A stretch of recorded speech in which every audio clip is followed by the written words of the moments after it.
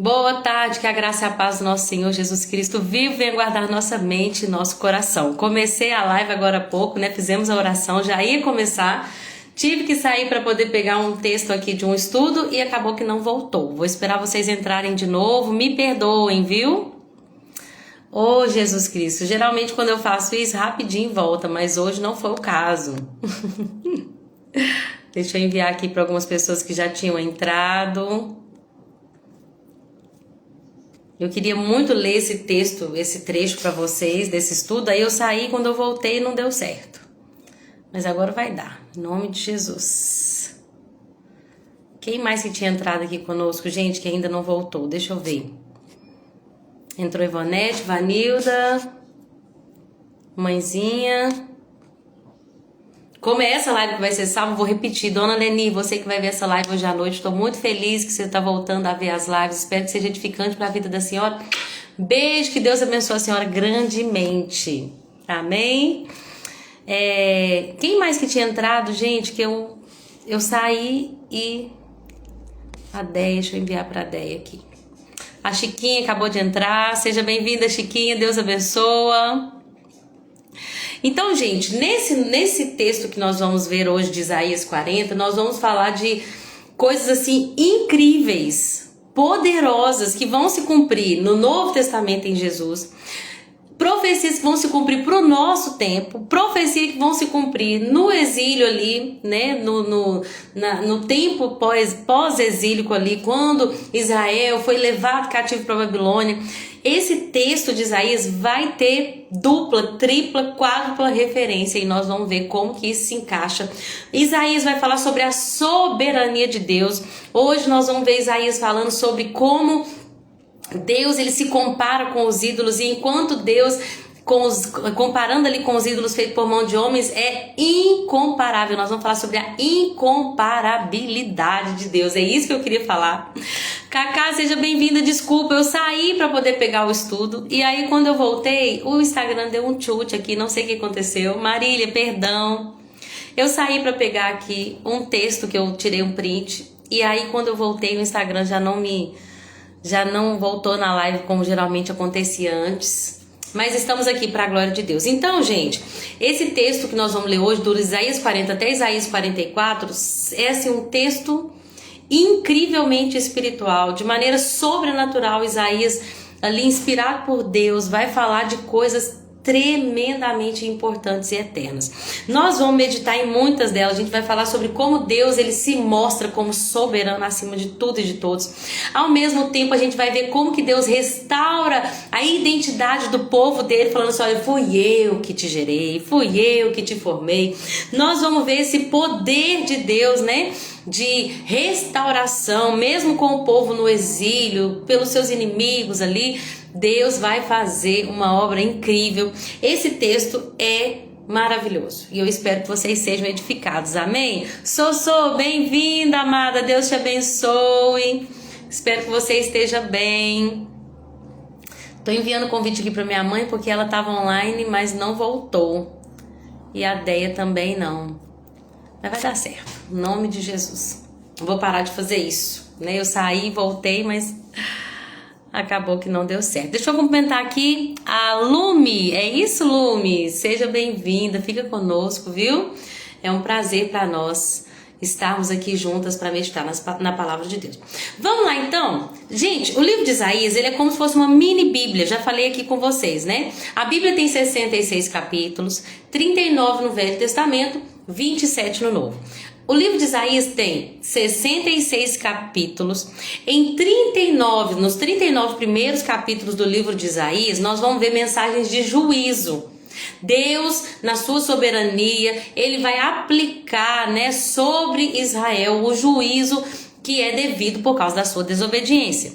Só que a partir, né, do 40, os 27 últimos capítulos de Isaías, nós já vamos ver o tom mudar. O tom que antes era de juízo, agora começa a se tornar uma mensagem de conforto e de esperança. Assim como no Novo Testamento. Muitas pessoas, ao lerem a Bíblia e sem essa maturidade que o Espírito Santo concede, elas vão falar assim: o Deus do Velho Testamento é diferente do Deus do Novo Testamento. Porque no Velho Testamento tem uma imagem de um Deus que é carrasco, e no Novo Testamento de um Deus que é amor, Um Deus amoroso e gracioso. Na verdade é o mesmo Deus, mas que vem revelando, né, no decorrer de toda a história da humanidade, ele vem revelando o mistério da sua graça, que antes era um mistério, mas que em Cristo foi revelado. Então, o Deus que é gracioso e que é amoroso, ele também é um Deus de justiça. E nós vamos ver essas duas facetas muito firmes de Deus, imutáveis. Deus não muda, ele não era assim e agora ele é mais brando e bonzinho que a gente pode pecar à vontade. Não, não, não. O Deus que nós servimos sempre é. Ele é de eternidade em eternidade. Então antes ele aplicava de justiça, mas ele continua aplicando. Antes ele demonstrava misericórdia, ele continua demonstrando misericórdia. Só que a revelação do caráter de Deus e do plano de redenção para a humanidade que foi se tornando mais clara, né, a partir do Novo Testamento. Então nos 39 primeiros capítulos de Isaías a gente viu essa mensagem de juízo para as nações, mas a partir do capítulo 40, assim como no Novo Testamento, começa uma mensagem de consolo. Então ele começa a falar assim: consolem o meu povo, falem com carinho a Jerusalém, diga-lhe que seus dias de luta acabaram e que os seus pecados foram perdoados. Olha só, o começo dessa segunda etapa do livro de Isaías já vai falar sobre esse plano de redenção. Olha, não precisa se preocupar mais, Jerusalém, porque os seus pecados vão ser perdoados. Você que antes estava sofrendo castigo e juízo por causa do seu pecado, você que foi exilado para a Babilônia, você que está sofrendo uma falta de identidade espiritual, de identidade nacional, você que está aí perdido, você não sabe quem você é, você se perdeu nesse caminho. Olha, eu vou te dizer uma coisa: os seus dias de luta acabaram porque os seus pecados foram perdoados. E aí ele continua falando assim: sim, Deus castigou em dobro por seus pecados. Ouçam uma voz que clama. E aí começa a ser aquela profecia. Deixa eu só mandar para minha mãe aqui, que ela não voltou. Eu tô pensando nela aqui. Vai comer. Ah, porque ela vai ver mais tarde também, né, bobagem? Ela vai ver de novo com a dona Nenê. Então tá tudo certo.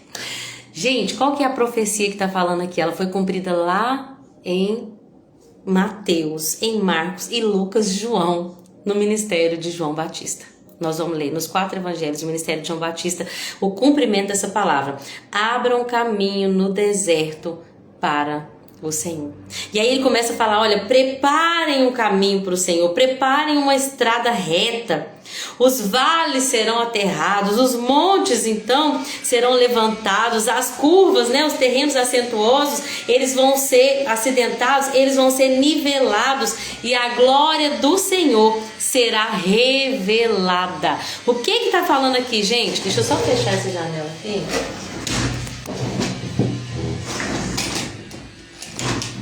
Para melhorar, né, a acústica. O que é essa profecia que está sendo falada aqui, gente? Preparem o caminho para Deus.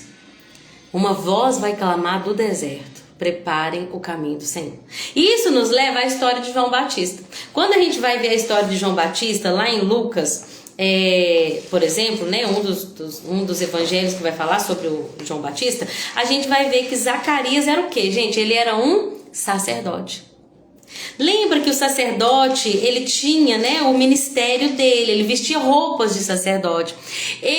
Lembra que o próprio Zacarias estava fazendo ali um sacrifício quando ele foi receber aquela revelação do nascimento do filho dele. Quando ele já sai mudo, né? E as pessoas pensam assim: ele teve alguma revelação ali dentro. Por quê? Porque como sacerdote, ele estava cumprindo o seu ministério.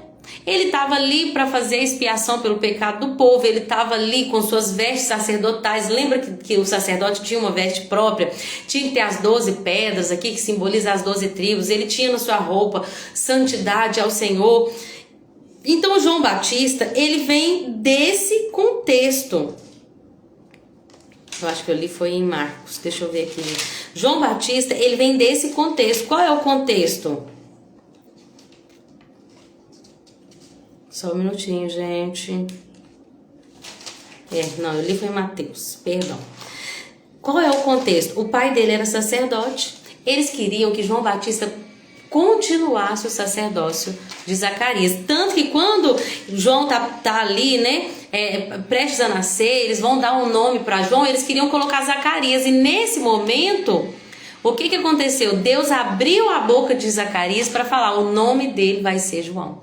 Ou seja, eles queriam que João Batista prosseguisse aquilo que Zacarias fazia. Só que o chamado de Deus para João Batista era ser uma voz que clamava no deserto. Então aqui no capítulo 1 de Mateus, gente, eu me perdi aqui, vocês me perdoam. É em Lucas mesmo então que eu tava, uai. Quando fala quando a Bíblia fala assim que João crescia no deserto. Me perdoem aí, gente, preparei aqui, mas eu esqueci de marcar a página. João Batista. Olha isso, gente. João Batista prepara o caminho. Era o 15º ano do reinado do imperador Tibério César. Pôncio Pilatos era governador da Judéia. Herodes Antipas governava a Galileia. O seu irmão Filipe governava a Itureia e Traconites. Lisânias governava Abilene. Anás e Caifás eram sumos sacerdotes. Mas a palavra de Deus, a mensagem de Deus veio a João, filho de Zacarias, que vivia no deserto. Deixa eu explicar uma coisa para vocês que Deus colocou no meu coração, gente. Lembra que eu falei que Zacarias era essa voz que clamava no deserto? Ele tinha tudo para ter uma vida de regalias, porque o pai dele era sacerdote. Se ele fosse sacerdote, ele ia ser um homem honrado. Ele ia ter uma vida assim pronta, um ministério já, ó, sabe? Tudo tá certo, eu já sei o que eu tenho que fazer, meu pai vai me ensinar tudo. Eu já tenho, isso aqui é da minha família, eu tenho regalias e honra por ter esse título. Ele vestia roupas diferentes. Ele recebia ofertas da parte do povo. Lembra que nós lemos em Levítico? As pessoas levavam suas ofertas e tinha a parte do sacerdote. A vida dele estava garantida. Mas a Bíblia diz que esse menino, ele crescia no deserto. E enquanto nós lemos aqui, enquanto Herodes governava, e o Filipe, e Anás e Caifás eram sacerdotes, a palavra de Deus veio e foi para João, no deserto. Olha isso, que coisa linda. João está cumprindo a profecia de Deus, fazendo algo que ninguém esperava que ele fizesse. O Espírito Santo sempre fala no meu coração: filha, se você quer viver as coisas do Espírito, você vai ter que se abrir para viver o novo. Coisas que muitos não vão entender. Muitos vão achar esquisito. Por que João está no deserto vestindo roupa de pelo de animais e comendo gafanhoto e mel silvestre? Que tolice! Ele podia estar lá no templo, trabalhando lá em Jerusalém, gente. Jerusalém, a capital de Israel, capital espiritual da nação, trabalhar no templo. Mas a palavra de Deus veio a João no deserto. E Deus tem nos chamado nesse tempo para ser uma voz que clama no deserto. Deus, olha só, João veio para preparar o caminho para o Senhor Jesus. O que é preparar o caminho? Estava pesquisando um pouquinho sobre isso. Como preparar o caminho? João veio antes de Jesus para falar para as pessoas: se arrependam, porque o reino dos céus é chegado. Se arrependam, se arrependam. Você ele falava até para os romanos: você que é romano, não pegue mais do que lhe é devido. Faça aquilo que é certo. Você que tem 2 túnicas, doa uma. E ele dava instruções para as pessoas. Por quê? Para já preparar o coração das pessoas para a revelação do Messias que viria para complementar essa mensagem de João. Arrependei-vos, pois é chegado o reino dos céus. Enquanto tinha Anás, Caifás, os sumos sacerdotes, os reis, os tetrarcas, os mais importantes, os que tinham títulos, a palavra de Deus foi entregue para um homem que para muitos era doido, era louco, e abriu mão de tudo para consolar o povo e para preparar o caminho do Senhor. E como que hoje nós somos uma geração de João Batistas? Nós preparamos a segunda vinda do Senhor. Nós estamos cantando muito aquela canção, é Ele. Estou preparando um caminho, endireitando as veredas, cada vez mais diminuindo, porque importa que Ele cresça, e nele o meu prazer está. Eu não sou digno de desatar as suas sandálias, né? É Ele, por Ele que eu estou gastando a minha vida. João não queria um ministério para si, ele queria viver viver aquilo que Deus o criou para viver. Por mais que fosse totalmente diferente de tudo que as pessoas esperavam dele. Vocês estão entendendo quais implicações para a vida de uma pessoa é viver a vontade de Deus? Agora, como que nós podemos aplicar essa palavra para os nossos dias? Nós somos uma voz que clama do deserto. Uma voz que prepara a segunda vinda do Senhor. Uma voz que declara arrependimento. Arrependei-vos, credes no Senhor Jesus, crede no Evangelho, seja salvo tu e a tua casa. Viva uma vida de justiça, porque vem um rei aí e ele tem em suas mãos sua recompensa. Está chegando um reinado, o Messias está voltando, Jesus está voltando. Nós temos que preparar o caminho da segunda vinda do Senhor. Amém? Então a glória do Senhor será revelada e todos a verão. Jesus, ele foi a glória do Senhor revelada naquele tempo, encarnada. Mas ainda haverá um dia, vai chegar um dia em que o conhecimento da glória do Senhor vai encher toda a terra. Todos vão conhecer ao Senhor. E nós temos que preparar esse caminho para a segunda vinda dele. Então diz assim, olha, clame. E eu perguntei, o que devo clamar? Anuncie que os seres humanos são como capim. Sua beleza passa depressa como as flores do campo. O capim seca e as flores murcham quando o Senhor sopra sobre elas. O mesmo acontece aos seres humanos. Qual que é a mensagem que Deus está falando para Isaías? Isaías, clama. Fala para as pessoas que a vida delas é como a relva. Lembra as pessoas que elas necessitam de salvação. Lembra as pessoas que elas não podem viver a vida delas como se fosse só isso. Porque não é só isso. Eu não as criei para isso, para buscar simplesmente bons empregos e bons salários e roupas bonitas e bons carros e viagens grandiosas. Eu não criei vocês para isso. Essa vida que vocês estão vivendo aqui na terra é como um capim. Hoje ela tá bonita, mas a sua beleza passa depressa. A sua vida, ela é passageira, mas creia, a palavra o capim seca e as flores murcham, mas a palavra do Senhor permanece para sempre. Ou seja, a sua vida é pequena, mas o que Deus disse não vai mudar. Você pode viver aí uma centena de anos, mas aquele que vive e reina eternamente tem uma palavra sobre a sua vida, que é de redenção interna para aqueles que são filhos por meio de Jesus Cristo. De um reino vindouro onde há paz e justiça. Onde o rei reto, juiz, Jesus Cristo vivo, aquele que vai se sentar no trono de Davi, o leão da tribo de Judá, ele vai governar com equidade, com retidão.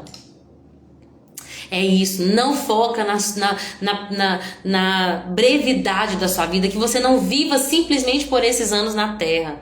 Mas lembre-se, porque sua vida vai passar, mas a palavra do Senhor, ela dura para sempre, ou seja, se apega à minha palavra. Déia, seu celular travou. Déia, eu saí um minutinho da live para poder pegar uma imagem que eu dei um print aqui na Bíblia Strong. Quando eu voltei, meu celular também travou, tive que encerrar a live e voltar. Então, assim, me perdoa, viu? Foi culpa minha. Eu esqueci de enviar a imagem, aí tive que sair da live e deu uma desandada. Mas nós estamos aqui de novo, né? Para a glória de Deus. Tem algumas pessoas que não entraram de novo. Deixa eu ver, a Cacá tá aqui, a glória a Deus. A Cacá, a Sossô, a Déia, a Ivonete, a Vanilda, Marília, Chiquinha. Acho que foi só minha mãe, então, que não voltou. Mas me perdoem por isso, viu? Então, gente, a palavra do Senhor dura para sempre. E aí ele começa a chamar por mensageiros de boas notícias. Olha só, um chamado para mim e para a sua vida. Vocês são mensageiros de boas novas. Quão formosos são os pés daqueles que anunciam as boas novas. Daqueles que anunciam o consolo para o meu povo. Uma mensagem de esperança. Gente, como as pessoas precisam dessa mensagem de esperança. As pessoas estão sedentas por isso. Ó Sião, mensageiro de boas notícias, grite do alto dos montes. Olha só, levanta a sua voz, se posiciona, levanta a sua voz, grita forte, grita sem medo, Jerusalém. Diga à cidade de Judá, seu Deus está chegando. Sim, o Senhor soberano vem com poder, com braço forte, governará. Vejam, ele traz consigo a sua recompensa.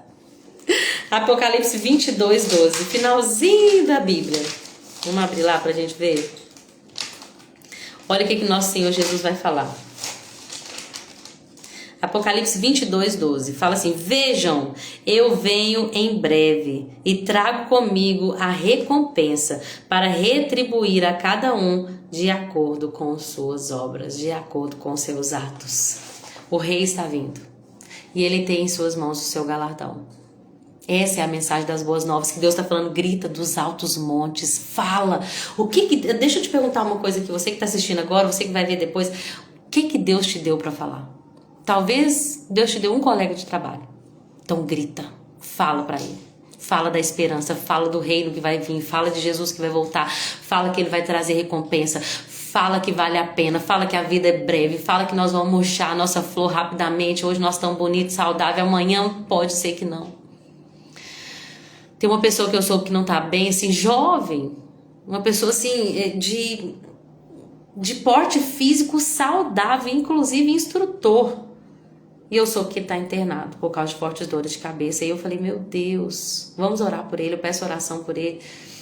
Deus sabe quem é, mas assim, eu fiquei, meu Deus, hoje a gente tá aqui, nós temos o pleno vigor da nossa saúde. E amanhã o Senhor pode mudar essa situação, Deus pode permitir. Deus sabe, uma coisa é certa, não sei que dia que vai ser que o Senhor vai nos recolher, mas a nossa vida é breve, mas a palavra do Senhor dura para sempre. O que Deus te deu para falar do Evangelho? Deus me deu a capacidade de falar e eu estou usando o Instagram. Eu falei lá no grupo, né, como que eu preciso melhorar, usando melhor a ferramenta para poder divulgar essa mensagem. Eu peço a vocês que compartilhem, né? Se Deus colocar no coração de vocês, ou para essa mensagem, eu acho que o Espírito Santo me fez lembrar uma pessoa, e compartilha essa mensagem, né? Vamos pregar a palavra juntos, mas o que Deus te deu? Qual que é a ferramenta que Deus te deu hoje? Foram as redes sociais? Foi um colega de trabalho? É uma casa que você trabalha? Onde você pode anunciar as boas novas? Anuncia. Grita do alto dos montes, grita mais forte, grita sem medo. Fala das boas novas. Quais são as boas novas? Jesus Cristo vive e ele reina. Ele veio como homem, ele morreu, servo sofredor, que nós vamos ver no capítulo 42. Ele veio, ele padeceu no meu e no seu lugar, foi cuspido, foi machucado, foi açoitado, recebeu uma coroa de espinho, foi desonrado, foi, meu Deus, ultrajado, mas ele morreu pelo meu e pelo seu pecado, graças a Deus. Ele venceu a morte, ele não está mais morto, no terceiro dia ressuscitou. Ele tem a chave do inferno e da morte em suas mãos e ele vai voltar. E quando ele voltar trazendo a sua recompensa, vai estabelecer o reino dele na terra e vai fazer com que tudo acabe, o mal vai acabar, a serpente, né, maligna vai ser extirpada da terra, vai ser eliminado todo o mal e nós vamos poder viver uma vida plena, eterna com o Senhor. Amém? É isso que nós temos que gritar para as pessoas. Porque as pessoas estão vivendo como se a vida tivesse esse fim. Só que a vida é como uma flor. As pessoas estão vivendo como se tivesse só isso. E por isso que elas estão tão deprimidas e ansiosas. Porque não é só isso. Amém? Dani Cristina, seja bem-vinda, querida. Deus te abençoe. Vamos meditar agora no capítulo 40, mas a segunda parte do capítulo. Gente, nesse momento, o capítulo 40, começa-se a falar de Deus na sua soberania, na sua imutabilidade, no seu poder extremo, que nossa mente não consegue nem entender. E isso deve fortalecer o nosso coração para entender de quem nós somos filhos. Olha o que a Bíblia vai dizer. Eu vou ler em outra versão que eu prefiro, tá? Isaías 40, 12. Deixa eu colocar aqui. Eu gosto das versões, alguns eu gosto da versão mais antiga. Versículo 12 diz assim: quem mediu na concha das suas mãos as águas e tomou a medida dos céus aos palmos, e quem recolheu a medida o pó da terra e pesou os montes com peso e os outeiros em balanças, quem guiou o Espírito do Senhor, ou quem foi ali seu conselheiro? Com quem ele tomou conselho para que desse entendimento? Quem que aconselhou a Deus? Deus precisava de algum conselheiro? Não. Ninguém precisava ensinar para ele nada.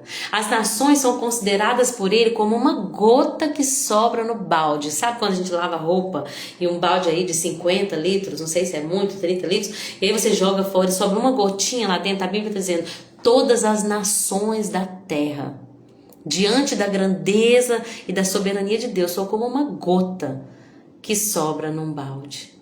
Sabe aquele pó que você pesa ali muita coisa, sacos enormes nas balanças e sobra só o pó da balança? É assim que ele vê a terra e as ilhas, uma coisa pequeniníssima. Nem todo o Líbano basta para o fogo, nem os animais bastam para o holocausto. Ou seja, todo animal do mundo que a gente pudesse pegar para sacrificar como holocausto, para nós sermos ali redimidos do nosso pecado, todos os animais seriam insuficientes. A quem, pois, fareis semelhantes a Deus? Ou com que o comparareis? Oi, mami, perdão, viu? Saí da live aqui, deu chute, mas nós estamos aqui juntos de novo para meditar na palavra do Senhor. Aí vai falar assim, olha, aí Deus começa, gente, nesse capítulo 40 até o 44, várias vezes Deus vai comparar sua grandeza e soberania com a futilidade dos ídolos criados por mão de homens. Muitas vezes. Nós vamos ver isso.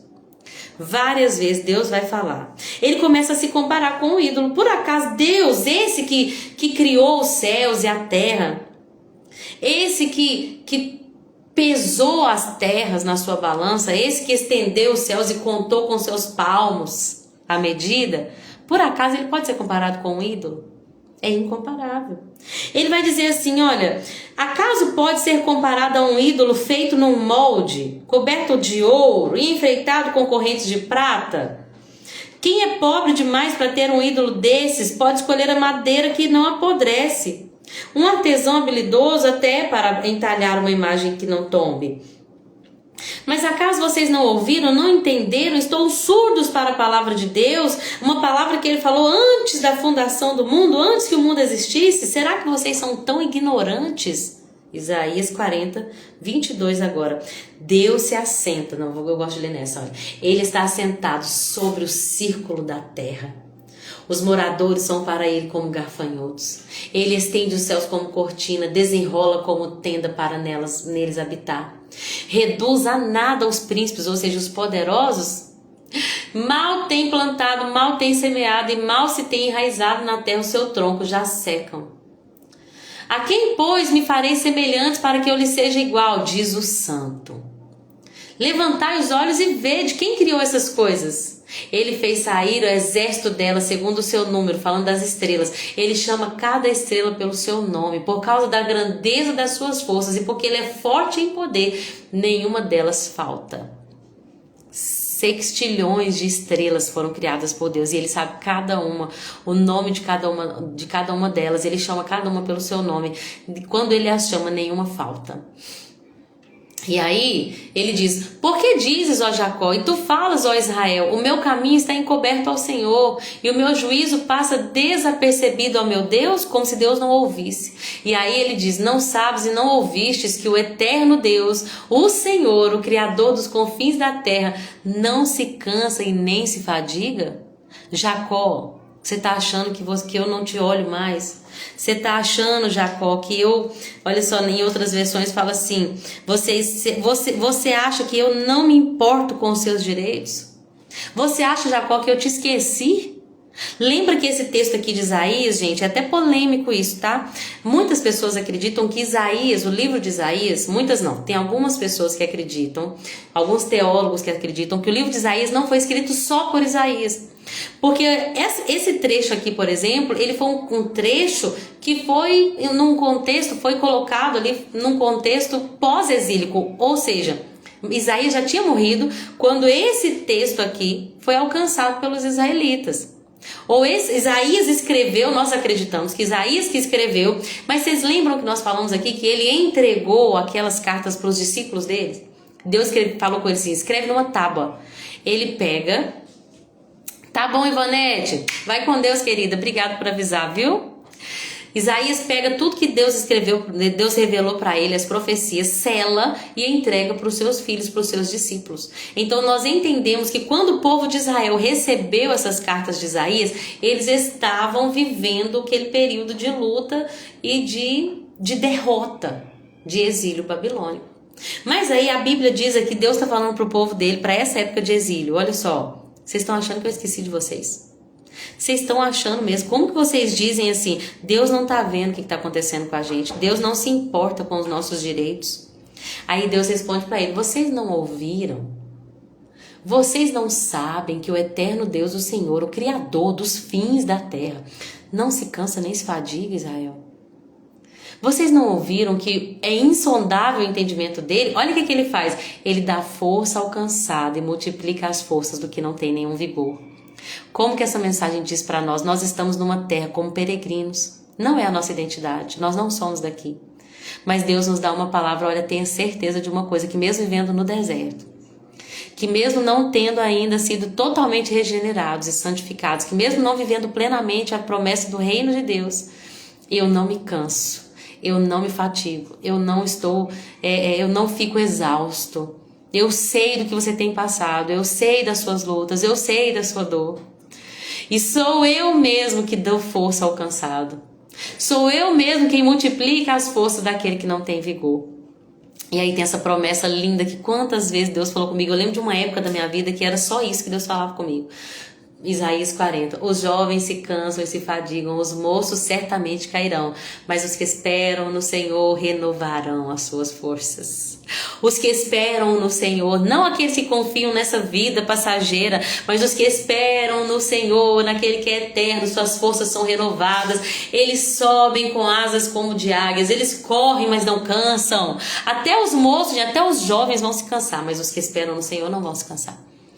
Eles não se cansam, eles caminham, eles não param, eles não se fatigam. Amém? Eles não desfalecem.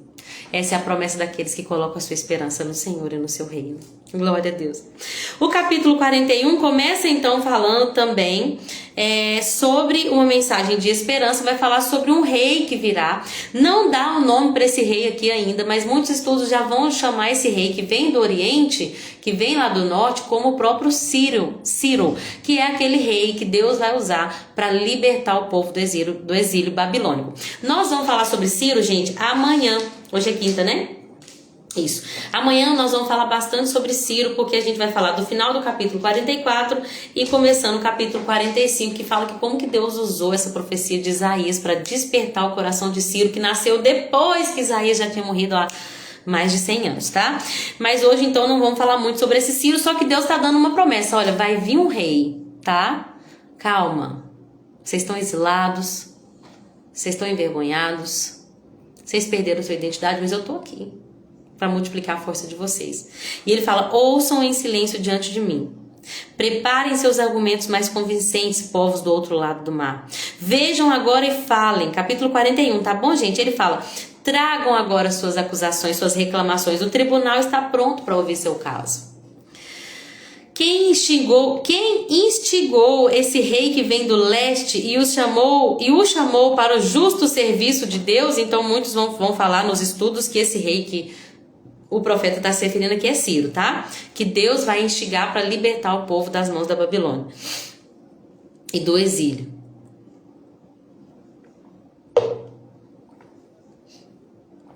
Ai, perdão, secou aqui a garganta. E aí ele começa a falar assim, olha, eu sou o Deus que vai dar vitória. Versículo 4, quem realizou feitos tão poderosos e chamou a cada nova geração, desde o princípio dos tempos, tá vendo como que Deus sempre tem um chamado para a nova geração? Meu Deus, que lindo isso. Ele chamou a cada geração desde o princípio dos tempos. Quem fez isso? Eu, Yahvé, o Senhor, o primeiro e o último. Somente eu. Cada um encoraja o seu amigo dizendo, seja forte. Viu como Deus está nos chamando para esse tempo? Um tempo de falar das boas novas de Deus. E aí, Deus se volta para o povo de Israel. Ele diz, quanto a você, meu servo Israel, Jacó, meu escolhido, descendente do meu amigo Abraão. O que Deus está fazendo aqui, gente? Ele está renovando o senso de identidade do povo. Esse povo que, será que Deus nos abandonou? Será que essa história era tudo conto da carrochinha? Como é que o povo fala? Carochinha? Será que era só um conto do vigário? Por que eu fico falando, gente, ditados? Eu sou péssima para ditados populares. Mas a ideia é, será que nós fomos abandonados? Deus Nós temos essa história que a gente conta de geração em geração de como Deus chamou Abraão lá da terra de Ur dos Caldeus, e o nosso pai Abraão, e o nosso pai Jacó, e o nosso pai Isaac, de como nós temos promessas. E agora a gente está aqui na Babilônia, eunucos, servos, escravizados por esse povo pagão e idólatra. Nós perdemos o nosso templo, nós perdemos a nossa adoração, o nosso culto a Yahvé, nós perdemos nossa identidade. Deus então vem e fala assim: vem cá, meu filho, vem cá, meu servo Israel, povo de Israel, meu escolhido, descendente do meu amigo Abraão. Meu Deus, olha como é que ele lembra das promessas que ele faz, porque Abraão não foi um qualquer, Abraão foi amigo de Deus. Eu chamei vocês de volta dos confins da terra. Eu chamo vocês do exílio, povo de Israel. Eu digo para vocês: você é o meu servo. Eu te escolhi e não te lançarei fora. Eu não desisti de você, povo de Israel. Não tenha medo, porque eu estou com você. Esse é um dos versículos mais conhecidos da Bíblia. Não temas, porque sou contigo. Vou ter que ler ele nas versões mais tradicionais. Vocês sabem que eu gosto, né? Versículo 10 do 41. Não temas, porque eu sou contigo, não te assombres, porque eu sou o teu Deus. Eu te fortaleço, eu te ajudo e te sustento com a destra da minha justiça. Gente, essas profecias alcançam o povo de Israel no período de exílio, mas agora também nos alcança como pessoas que recebem todas as promessas da aliança abraâmica. Em Efésios vai falar sobre isso, né? Que nós recebemos a herança que vem de Abraão. Deixa eu só achar ela aqui. As promessas de Abraão. Efésios. Deixa eu só achar esse texto lindo aqui. Olha só. Para que a bênção... não, é Gálatas, perdão. E digo isso, uma aliança já anteriormente confirmada por Deus. A lei que veio 430 anos depois, não pôde... Perdão, aqui. Para que a bênção de Abraão chegasse aos gentios, em Jesus Cristo, a fim de que recebêssemos pela fé o Espírito prometido. Nós agora somos o povo que por meio de Abraão recebemos as promessas por causa da fé. Então esse texto aqui que se aplica para o povo de Israel, o povo de Israel é a nação escolhida de Deus, a nação física, os filhos de Deus, uma nação que Deus escolheu, agora ele se aplica também a um povo espiritual. Não de uma etnia específica, porque ele pode vir da África, da Ásia, da Oceania, ele pode vir do Brasil, assim como pode vir do Equador, dos Estados Unidos. Esse povo não é mais um povo que é de uma etnia, de um só lugar. Esse povo agora é um povo espiritual, é uma igreja, é a igreja de Cristo Jesus.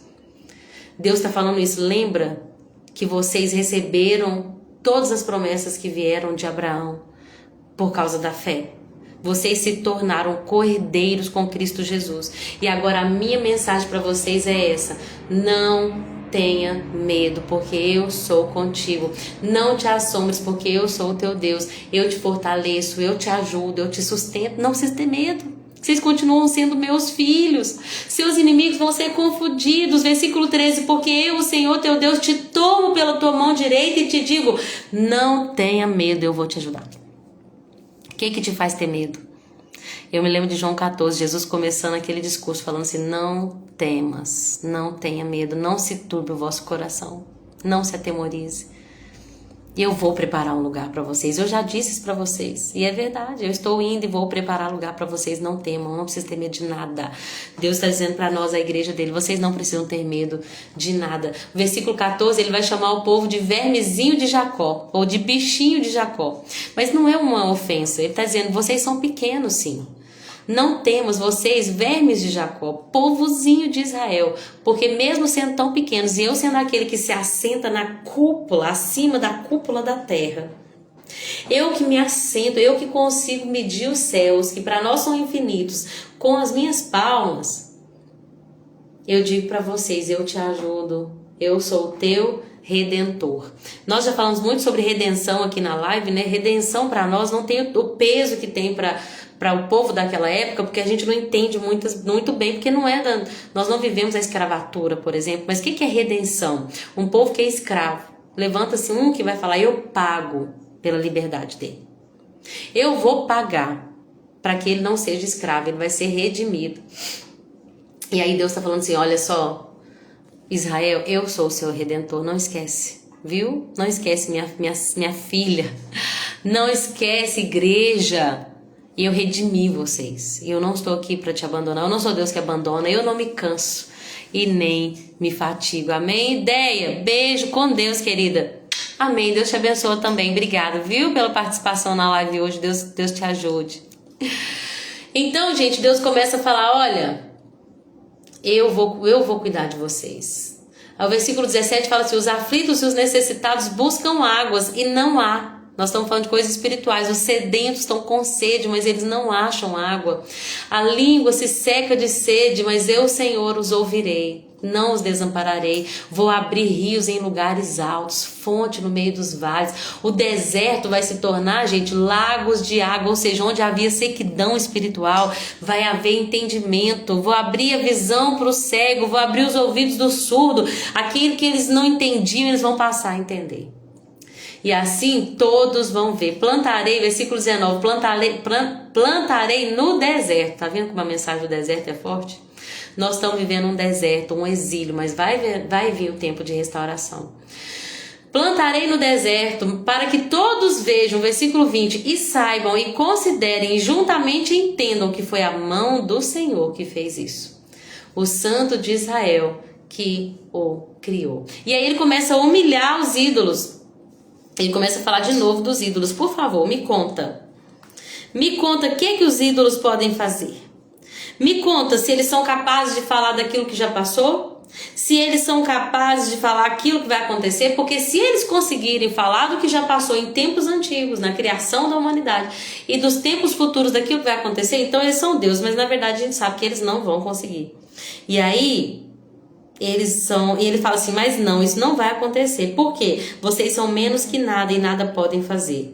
E os que escolhem esses ídolos contaminam a si mesmos. Ou seja, o ídolo não tem valor nenhum. E aquele que coloca o valor nesse ídolo, nessa imagem, nessa escultura, ou nessa coisa, ou no dinheiro, ou em qualquer outra coisa que tome o lugar de Deus, se você coloca todo o seu valor em algo que é inútil, em algo que não tem valor, então você também se torna inútil juntamente com seus ídolos. Deus fala no versículo 27, enviarei a Jerusalém um mensageiro com boas notícias. Aleluia! E aí o capítulo 42 vai falar desse mensageiro com boas notícias. Vai falar do nosso Senhor Jesus. O capítulo 42 é citado lá em Mateus 12, 18, 21. O capítulo 42 vai falar sobre o servo do Senhor. Quem é o servo do Senhor? Ele diz assim, ó, vejam o meu servo, que eu fortaleço, ele é o meu escolhido e ele me dá alegria. De que você lembra disso? Continua assim, pus sobre ele o meu espírito e ele trará justiça às nações. Ele é o meu servo que me traz alegria, eu pus sobre ele o espírito. Isso aqui vai se cumprir lá no batismo de Jesus. A Bíblia diz que quando Jesus vai se batizar, eu falei Mateus 12, mas é a próxima parte, do não gritará nem levantará a voz, tá? Isso aqui vai acontecer mais nos inícios dos evangelhos, falando sobre que vão falar sobre o batismo de Jesus, que vai falar que quando Jesus foi batizado, veio a pomba, né? O Espírito Santo encarnado ali, incorporado ali, né, simbolizado ali por uma pomba, e ele pousa na cabeça de Jesus. E vem uma voz do céu que diz: este é o meu filho amado, em quem tenho prazer. Nós sabemos que foi mais de uma vez que Deus falou isso sobre Jesus. Ele é o meu filho e ele me traz alegria. E está se cumprindo aqui Isaías 42. Vejam o meu servo. Por que Deus vai chamar Jesus de servo? Porque nesse momento, Jesus, como homem encarnado, ele veio com um ministério, com um serviço. Ele veio para servir, para dar a sua vida em resgate de muitos. Amém? Aleluia. E aí começa o versículo 2, que é um versículo muito profético. Gente, é muito profundo. Sabe quando você lê e estuda, mas parece que você não chegou nem na superfície, assim, você tem muito para entender. Eu tenho muito para entender. Tem alguns versículos da Bíblia, eu vou falar uma coisa rapidamente assim, que eu leio, que eu sei que um dia Deus vai me trazer mais revelações sobre ele. Porque eu sempre termino ele com uma interrogação, assim, sabe? Eu falo assim, eu não entendi tudo ainda, mas eu sei que com o tempo, porque todos os anos da minha vida, se Jesus permitir me der saúde e bom siso e bom entendimento, todos os anos da minha vida eu vou ler a Bíblia. E alguns anos, quem sabe, se Deus me permitir, quando eu tiver mais tempo, ler mais de uma vez, né? Como eu vejo tantos homens de Deus que fazem. Porque essa palavra de Deus é viva. Se nós dedicarmos a ela, nós vamos estar acrescentando vida para os nossos ossos, né? E saúde para o nosso espírito. Mas então, eu penso que um dia eu vou entender direito. Eu não entendo plenamente. E tá tudo bem. Porque eu sou só carne mesmo. A revelação é progressiva. Esse versículo fala de Jesus assim, ó: não gritará, nem levantará a voz em público, não esmagará a cana quebrada, nem apagará a chama que está fraca. Fará justiça a todos os injustiçados, não vacilará, nem desanimará, enquanto não fizer a justiça prevalecer em toda a terra. Vamos ler como é que tá lá em Mateus? Mateus 12:15 fala assim, olha, 17. Mateus 12:17. Cumpriu-se assim a profecia de Isaías ao seu respeito. Vou ter que ler antes. Perdão. Vou ler o 15. Jesus, sabendo do que planejavam, porque as pessoas estavam tentando ali matá-lo, né, principalmente os fariseus, retirou-se daquela região. Os fariseus queriam matar Jesus. Jesus, então, se retira daquela região, porque não era a hora dele. Muitos então seguiram Jesus. Ele curou muitos enfermos. Contudo, falava para todo mundo para que não revelassem quem ele era. Lembra que Jesus curava e falava assim: não conta para ninguém? Lembra disso? E aí, o Espírito Santo vai dando entendimento. Glória a Deus. Então cumpriu-se assim a profecia de Isaías a seu respeito. Vejam meu servo, aquele a quem escolhi. Ele é o meu amado e nele tenho grande alegria. Porei sobre ele o meu espírito e ele proclamará justiça às nações. Não lutará, nem gritará, nem levantará a voz em público. Não esmagará a cana quebrada, nem apagará a chama que está fraca. Por fim, ele fará com que a justiça seja vitoriosa e o seu nome será esperança para todo mundo. Então, o que está acontecendo aqui, gente? Isaías 40 está falando de Jesus e de como vai se dar o ministério dele. Muitas pessoas esperavam que Jesus, ou o Messias, né, na verdade, viesse assim como um líder que proclamaria uma rebelião contra Roma. Ele ia se levantar e as pessoas iriam protestar, iam se levantar um grande exército e eles iriam atacar, ia ser aquela coisa assim de liderança política, física e de espada e de sangue e de luta e de guerra. Só que Deus já estava revelando através do profeta Isaías 700 anos antes que quando esse servo de Deus viesse, esse a que ele amava, que era cheio do Espírito Santo, ele não iria gritar, nem iria levantar a voz em público. Ele não iria, ou seja, o ministério dele seria, ele não iria falar como alguém que exigiria algo. Esse é o meu povo e nós estamos aqui, não aceitamos Roma. Não aceitamos o que está acontecendo aqui, não aceitamos o domínio de Roma e nós vamos levantar porque esse é o meu povo, Jacó é o meu servo. Não, o ministério dele veio de forma humilde, ele veio com mansidão. Por isso que vai falar assim, olha, ele não vai gritar, ele não vai levantar a voz, ele não vai exigir uma autoridade, ele não vai exigir que o coloquem no trono. Ele não vai exigir que os sirvam como soldados dele. Ele vai vir com um ministério de humildade. Não vai levantar sua voz. E agora tá fazendo mais sentido para mim. Glória a Deus. Porque pegando aqui o contexto de Mateus, porque quando os fariseus queriam matá-lo, ele sai. E aí diz, então se cumpriu. Por quê? Porque ele não se posicionou contra os fariseus. A luta de Jesus nunca foi contra lideranças, nunca foi contra autoridades. A luta de Jesus na terra é contra o pecado, contra a morte. Ele veio. É claro que ele falou dos hipócritas, é claro que ele se posicionou contra tudo isso, mas ele veio para morrer, para que nós fôssemos libertos não de Roma, mas do pecado. Por isso que o povo de Israel ficou tão frustrado com a vinda desse Messias. E muitos até hoje nem acreditam que Jesus é o Messias. Eles acreditam que Jesus é um impostor, que Paulo é um impostor de falar de Jesus e de ter pregado toda essa mensagem. Muitos dos judeus acreditam que ainda vai vir esse grande juiz e esse grande rei que vai fazer com que Israel seja a nação. Mas eles acreditam assim, fisicamente. Muitos ainda, só quando Jesus voltar na sua segunda vinda, que eles vão reconhecer que aqueles que eles transpassaram de fato era o Filho de Deus. Nós oramos para que Israel veja e conheça a glória do Senhor.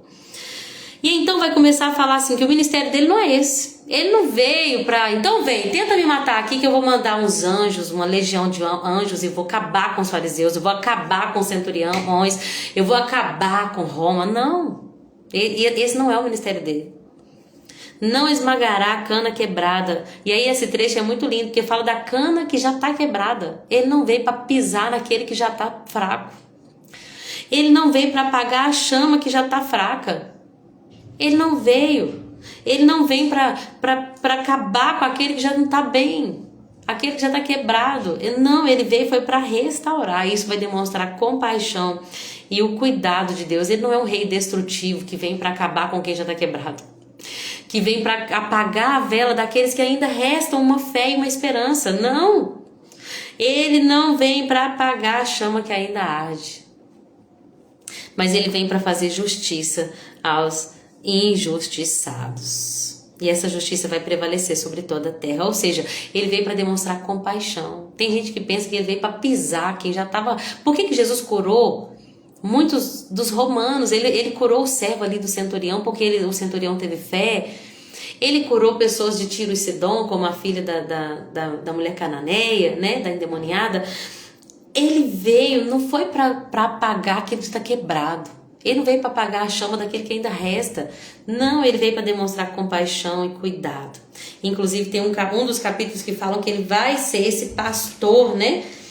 Deixa eu ver se nós já falamos sobre ele. Não, ainda não. Esse pastor que vai cuidar dessas ovelhas. E aí tem um versículo no capítulo 42 que vai falar que, olha, eu sou o Senhor, esse é o meu nome, não darei a minha glória a outrem.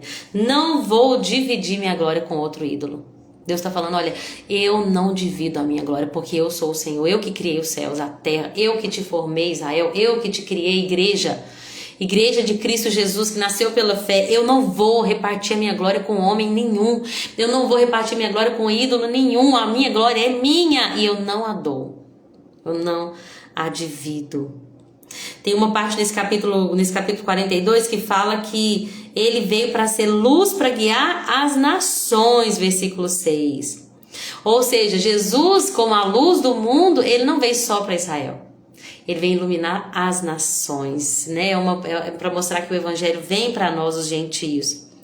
Eu sou Yahvé, esse é o meu nome, não darei a minha glória, nem repartirei o meu louvor com ídolos esculpidos. O louvor é meu, não reparto com ídolos esculpidos. Tudo que eu profetizei até agora se cumpriu, e eu vou profetizar novamente, e vou falar do futuro antes que aconteça. E aí começa, né, um capítulo, uma parte do capítulo 42 que vai falar um cântico, uma adoração a Deus. E aí fala, cantem ao Senhor um cântico novo, cantem um louvor, adorem ao Senhor, que o mundo inteiro glorifique em Yahvé e cante do seu louvor.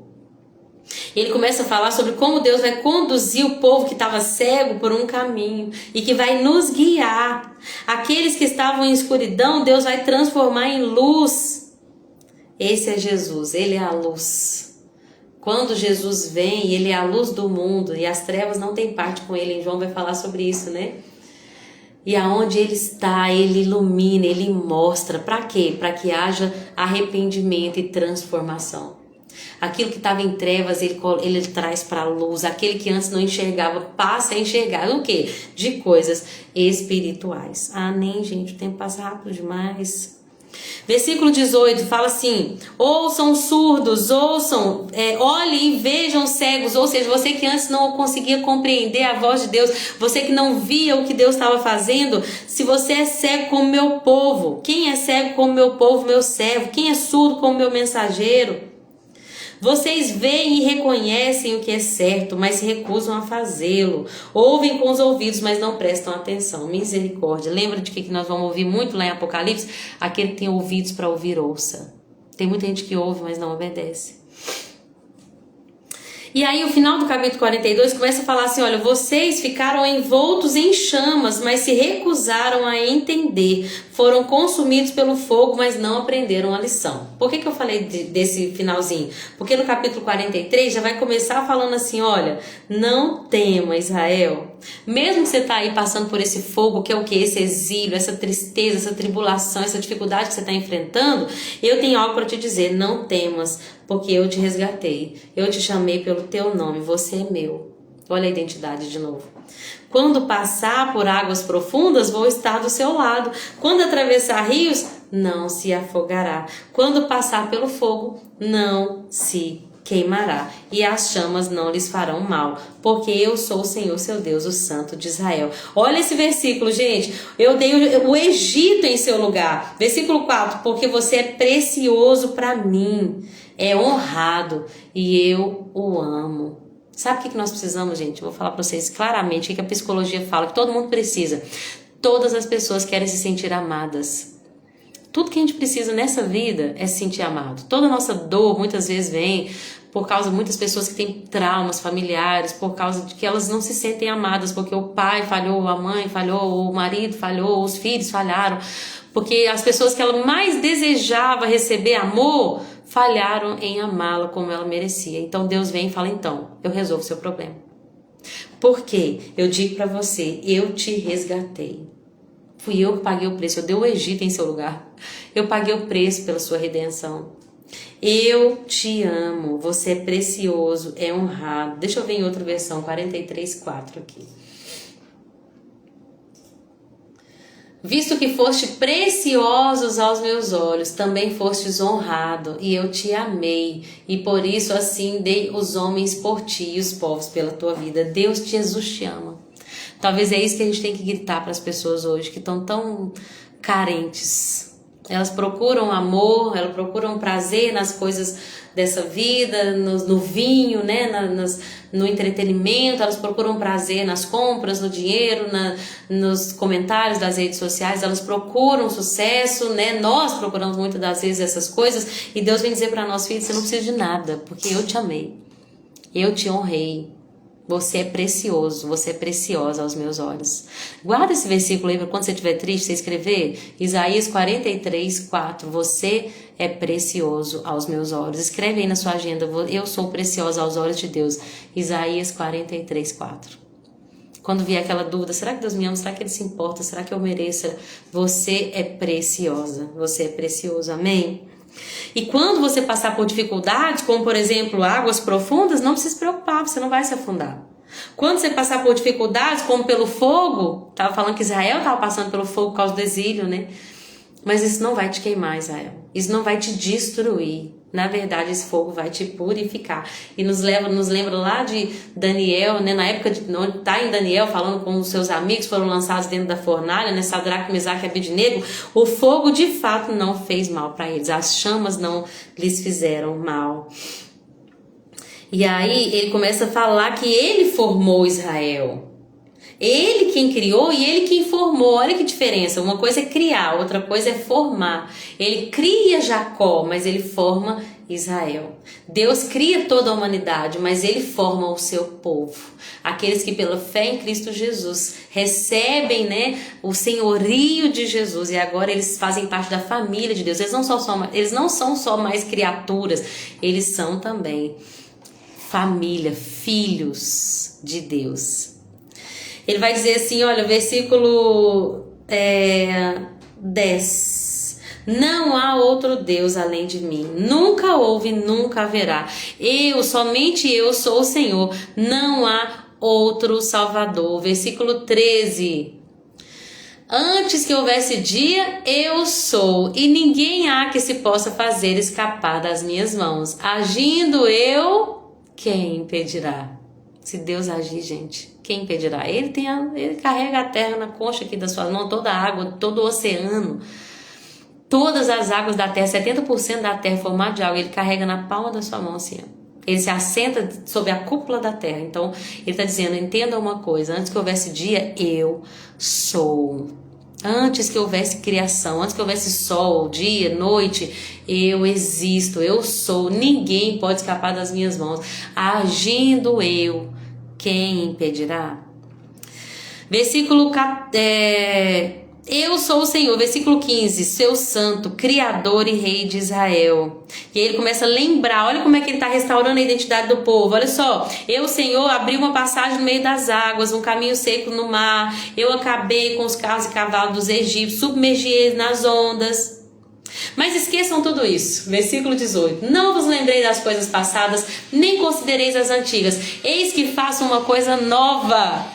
Agora sairá a luz. Porventura não percebeis? Eis que porei um caminho no deserto e rios no ermo. Ele está fazendo algo novo, gente. Deus está fazendo algo novo. Nós temos que estar perceptíveis no Espírito. Glória a Deus. Versículo 21. A esse povo que formei para mim, o meu louvor relatarão. Mas aí Deus começa a falar, mas tu, Jacó, tu te cansaste de mim. Tu não trouxestes os teus holocaustos, você não me honrou com o seu sacrifício, você não trouxe a cana aromática. E Deus começa a falar de como o povo estava negligente da presença dele.